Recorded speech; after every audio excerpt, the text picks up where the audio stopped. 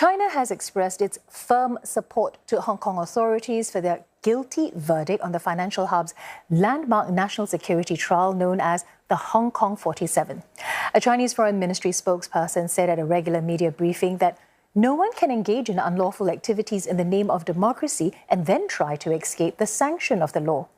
Beijing also responded to international disapproval of Hong Kong's security law. It told critics to stay out of its internal affairs, face reality and uphold an objective and impartial stance. Now, several countries, including the US, UK, Australia and the EU, have called the trial politically motivated. 14 pro-democracy activists in Hong Kong were found guilty of conspiracy to commit subversion under the city's Beijing-imposed national security law. 2 others have been acquitted, but Hong Kong's Department of Justice says now it intends to appeal the acquittals. CNA's Deborah Wong has more.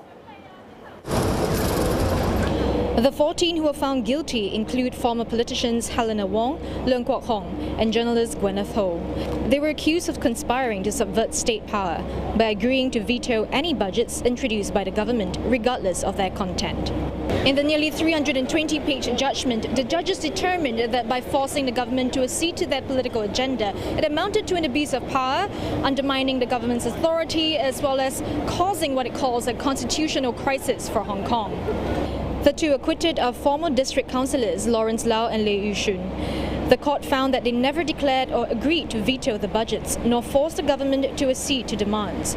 Those who were previously on bail have now been taken into custody. However, the Department of Justice intends to appeal the acquittal, requesting that the 2 be kept on bail.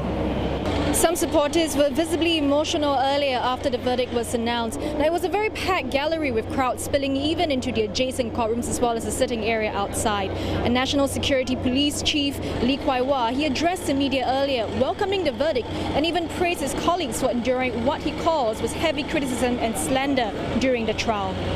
3年幾後嘅今日咧，我哋香港咧已經咧係相對係好平靜㗎啦。但係如果我哋當時冇係當機立斷，將呢啲人呢係完全抽咗出嚟嘅話呢，我哋香港就可能會踏上當時佢哋所講嘅攬炒10部曲嘅結果咁樣，繼續有好多唔同嘅示威啦、制裁啦、社會繼續咁停頓落去嘅。試問大家係咪想有咁嘅生活？ The long-awaited verdict for the biggest national security case in Hong Kong was announced amid heavy police presence. Hundreds of officers, including the tactical unit, were deployed around West Kowloon Court in the early hours of the morning. They were rivaled only by an army of reporters and a snaking queue filled with supporters, families and friends of the accused.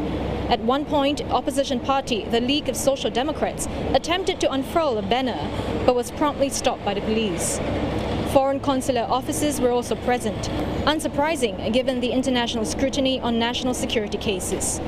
The trial, which started last February, was scheduled for 90 days, but eventually stretched to 118 days, although several have been remanded for 1,180 days. Court were tentatively adjourned to June 25th to hear mitigation pleas. Deborah Wong, CNA, Hong Kong.